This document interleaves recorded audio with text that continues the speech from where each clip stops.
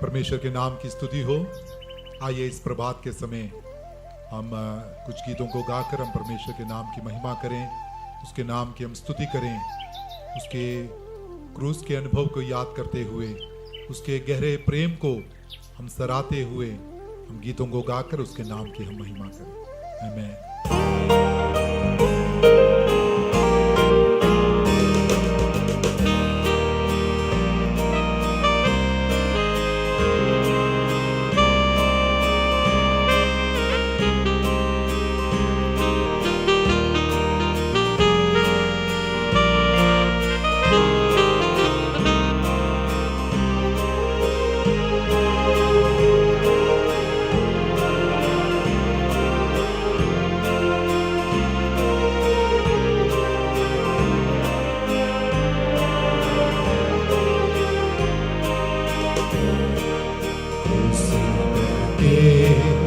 आती है कौन की दात, जिसमें पिता का है प्रेम आबाद। बहके बहके मुझको बहा ले जा, प्रेम के सागर में। क्रूस बहके आती है कौन की दात, जिसमें पिता का है प्रेम अपार। बहके बहके मुझको बहा ले जा, प्रेम के सागर में। प्रेमी प्रभु मेरे यीशु, प्रेमी प्रभु मेरे यीशु, दिन प्रतिदिन तू मुझ में बड़े घटता रहूं प्रभु मैं। दिन प्रतिदिन तू मुझ में बड़े घटता रहूं प्रभु मैं। दूंगा मुझे अनंत प्रेम से, अनंत आशीष दी है मुझे। मुझ देने को योग्य बना दिया, परम पिता के लिए।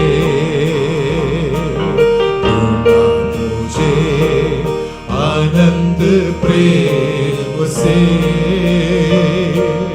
अनंत आशीष दी है मुझे। मुझ देने को योग्य बना दिया, परम पिता के लिए। प्रेमी प्रभु मेरे यीशु, प्रेमी प्रभु मेरे यीशु, दिन प्रतिदिन तू मुझ में बड़े घटता रहूं प्रभु मैं। दिन प्रतिदिन तू मुझ में बड़े घटता रहूं प्रभु मैं।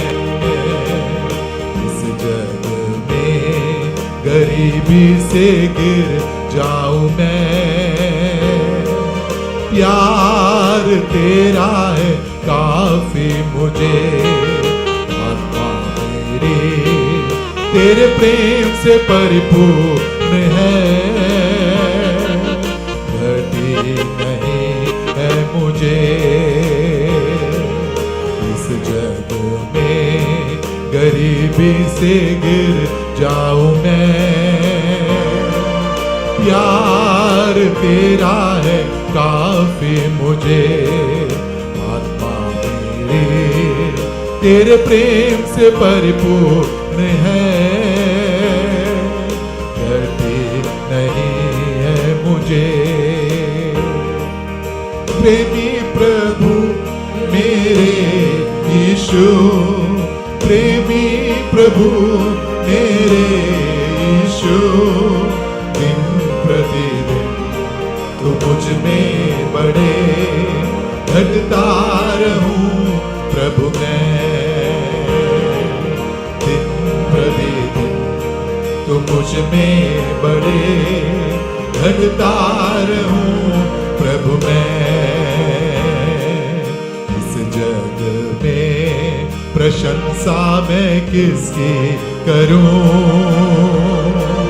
कोई नहीं है तेरे सिवा। आत्मा तेरे प्रेम से परिपूर्ण है, घटी नहीं है मुझे इस जग में प्रशंसा मैं किसकी करूं, कोई नहीं है तेरे सिवा। प्रभु तेरा प्रेम मेरा स्तुति गीत है, मेरा आनंद है। प्रेमी प्रभु मेरे यीशु, प्रेमी प्रभु मेरे यीशु, दिन प्रतिदिन तो मुझ में बड़े घटता रहूं प्रभु मैं, दिन प्रतिदिन तो मुझ में बड़े घटता रहूं प्रभु मैं। परमेश्वर के प्रेम से आकर्षित होते हुए यूहन्ना बपतिस्मा देने वाला जिस प्रकार से कहता है कि वो मेरे जीवन में बढ़ते जाए मैं कम होते जाऊं, होने पाए कि आज इस प्रभात के समय जब हम परमेश्वर के उस क्रूस को हम जब याद करते समय उसका नाम हमारे जीवन में ऊंचा होते जाए। क्यों ना इस स्टैंडा को एक और बार मिलकर गाकर उस परमेश्वर के प्रेम की गहराई को हम समझे और कहें कि वो हमारे जीवन में बढ़ते जाएं, हम बढ़ते जाएं। हालेलुया। दिन प्रतिदिन तो मुझ में बड़े घटता रहूं प्रभु मैं, दिन प्रतिदिन तो मुझ में बड़े घटता रहूं प्रभु मैं, घटता रहूं प्रभु मैं, घटता रहूं प्रभु मैं। आइए हम परमेश्वर के पवित्र वचन को हम मनन करने के लिए अपने जीवन को समर्पित करें। परमेश्वर हम सबको बहुतायत से आशीष। परमेश्वर के नाम की स्तुति हो इस नए प्रभात के लिए। एक और बार फिर से उसके पवित्र चरणों में हमें धन्यवाद के हृदय के साथ आने के लिए परमेश्वर ने हमारी मदद की। कितने लोग आज का दिन नहीं देख सके, लेकिन परमेश्वर ने अपने उस महान कृपा के द्वारा एक नए दिन को देखने के लिए परमेश्वर ने मुझे और आपको मदद किया। हाँ तो प्रियो, हम परमेश्वर के उस महान अनुग्रह के बारे में पिछले 2 प्रभातों से हम मनन करते आ रहे थे। तो कल के उस प्रभात में हमने इस बात को देखा कि हमारे विनती और समझ से बढ़कर कार्य करने वाला वो सर्वशक्तिमान परमेश्वर अपनी कृपा और अनुग्रह के द्वारा जब वो हमारी मदद करता है तो उस अनुग्रह को प्राप्त करने के लिए कुछ एक योग्यताओं को शर्त के रूप में परमेश्वर हमसे चाहता है। संत पौलुस कहता है उस अनुग्रह को प्राप्त करने के लिए हमारे भीतरी मनुष्यों को उसकी सामर्थ्य के द्वारा हमें सामर्थ्य बनाना हमारे लिए जरूरी है, बलवंत बनाना हमारे लिए जरूरी है। दूसरे एक और शर्त के बारे में उसी इफिसियों की पत्री उसका 3रा अध्याय उसकी 17वीं आयत में हम पढ़ते समय वहां पर इस प्रकार से कहता है, और विश्वास के द्वारा मसीह तुम्हारे हृदय में बसे, अर्थात उस हमारे विनती और समझ से बढ़कर जो कार्य अर्थात उसका जो अनुग्रह है, उस अनुग्रह को प्राप्त करने के लिए प्रभु यीशु मसीह की उपस्थिति एक वास करने के रूप में हमारे जीवन में हो जाए। प्रिय, हम सब जानते हैं बसने में और रहने में क्या अंतर है। बसने में जो कार्य है वो स्थायी है, लेकिन रहना जो है वो तात्कालीन है। जब यहाँ पर संत पौलुस प्रभु यीशु मसीह को हमारे हृदय में कौन सा स्थान देना चाहिए उसके बारे में जब कहते समय वो कहता है कि हमें प्रभु यीशु मसीह को अपने हृदय में बसाना है। हर कोई अपने अपने घरों में जो बसते हैं वो घर के सदस्य होते हैं। शायद वो घर का मुखिया होगा अर्थात पिता, या घर की माता होगी, या घर का बेटा या बेटी होगी, या घर के कोई भी बुजुर्ग हो सकते हैं, नाती पोते हो सकते हैं। वो एक घर में जो कि उस छत के नीचे उस चारदीवारी के अंदर अपने भवन कहकर उसमें बसते हैं। शायद किसी काम के लिए वो घर से बाहर जाते होंगे या किसी नौकरी के लिए वो घर से बाहर जाते होंगे। यदि बच्चों के बारे में बताया जाए वो किसी विद्यालय में जाते होंगे। लेकिन वो जब जाते हैं जाकर कुछ 8 घंटे के बाद या 10 घंटे के बाद शाम होने के पहले वो अपने अपने भवन में वापस आ जाते हैं, क्योंकि उनको अपने भवन में बसना है। वो कहते हैं कि ये हमारा घर है। वो उनका एक ऐसा स्थान होता है, ऐसा पता होता है जो कि वो अपने एक रेसिडेंशियल एक एड्रेस के रूप में उसको कहते हैं। लेकिन उसी समय हमारे भवनों में आने वाले जो मेहमान हैं वो केवल आकर शायद एक रात के लिए रहते होंगे। उस भवन का जो बैठक है शायद हम उनके लिए खोल कर देंगे, या रात यदि बिताने के लिए चाहते हैं कि हैं तो उनके लिए जो मेहमानों का जो कमरा है वो शायद उनके लिए हम खोल कर देते होंगे। केवल वो अब उस बैठक में सीमित होकर या एक रात को रहने के लिए अपने मेहमानों के कमरे में वो सीमित होकर आराम कर अगले दिन वो चले जाते हैं। या किसी शादी विवाह का यदि कोई समय है तो एक दिन से बढ़कर शायद वो उस घर में रहेंगे, लेकिन आखिर उनको अपने अपने घरों में वापस जाना होता है। तो जो मेहमान हमारे घर में आते हैं वो रहते हैं, लेकिन जो घर के सदस्य हैं वो उस घर में बसते हैं।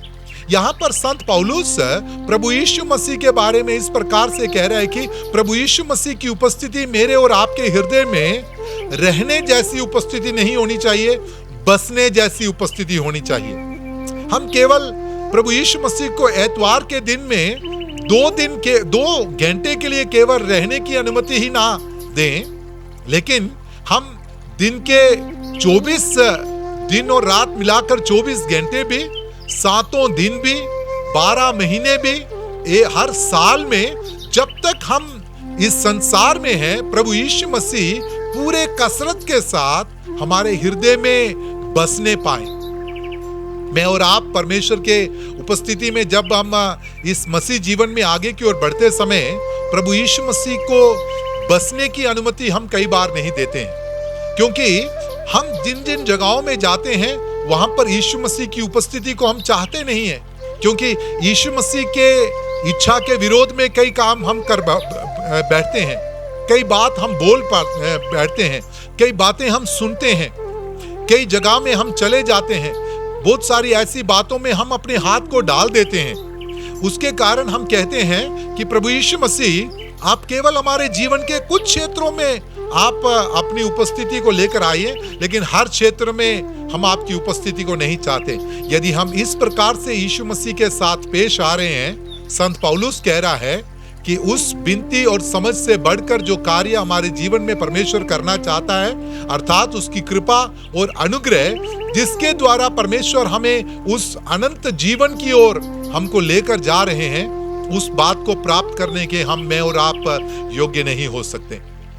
तो उसके उस अनुग्रह को प्राप्त करने के लिए जब परमेश्वर अपने उस वचन के द्वारा हमारे भीतरी मनुष्यत्व को सामर्थी होने के लिए जब कह रहा है, उसी समय वो कह रहा है कि प्रभु यीशु मसीह को हमारे हृदय में बसने की हम अनुमति दें। आज इस प्रभात के समय मैं और आप अपने जीवन को जरा टटोल कर देखें, हमारे जीवन का मूल्यांकन कर कर देखें। प्रभु यीशु मसीह का स्थान आपके हृदय में रहने जैसा है या बसने जैसा है? यदि हम रहने जैसा एक उपस्थिति यीशु मसीह का अपने जीवन में कर रहे हैं तो उस अनुग्रह को प्राप्त करने के हम योग्य नहीं हैं। यदि आज तक हमने उस बसने और रहने के जो विशेषता को यदि नहीं समझा, तो आज वो उचित समय है प्रियो, मुझे सुनने वाले श्रोताओं, आपके लिए वो उचित समय है। परमेश्वर से हम प्रार्थना करें, परमेश्वर आप मेरे जीवन में आज तक केवल रहने की अनुमति मैंने आपको दी थी, लेकिन आज से मेरे हृदय में आप बस जाइए। हफ्ते के हर एक दिन मेरे हृदय में आप बस जाइए, और परमेश्वर दिन के हर एक उस क्षण में, हर एक सेकंड में, हर एक मिनट में, हर एक घंटे में परमेश्वर आप मेरे हृदय में बस जाइए कर यदि हम परमेश्वर की उपस्थिति में करेंगे, तब उस अनुग्रह को हम परमेश्वर की उपस्थिति में प्राप्त करेंगे। मैं विश्वास करता हूं कि मुझे सुनने वाले आप सब यही चाहेंगे कि यीशु मसीह पूरी कसरत के साथ मेरे और आपके हृदय में वास करे। आइए हम परमेश्वर की उपस्थिति में प्रार्थना करें। प्रेमी पिता परमेश्वर, इस प्रभात के उस आपके वचन के लिए आपका धन्यवाद हो परमेश्वर, जिसके द्वारा आपने इस बात को हमें समझाया कि आप हमारे हृदय में वास करना चाहते हैं, बसना चाहते हैं। अब तक परमेश्वर मैंने केवल रहने की अनुमति आपको दी, लेकिन आज से आप मेरे स्वामी बनकर मेरे हृदय के, मेरे जीवन के उस प्रथम स्थान को आप ले लीजिए और मेरे हृदय में बस जाइए, ताकि उस अनुग्रह को मैं प्राप्त कर सकूं जिसके लिए आपने मुझे योग्य बनाया हुआ है। आपने मेरी प्रार्थना को सुन लिया, इसलिए आपका धन्यवाद। प्रभु यीशु मसीह के पवित्र नाम से मांगते हैं, आमीन। परमेश्वर इस वचन के अनुसार हम सबको बहुतायत के साथ आशीष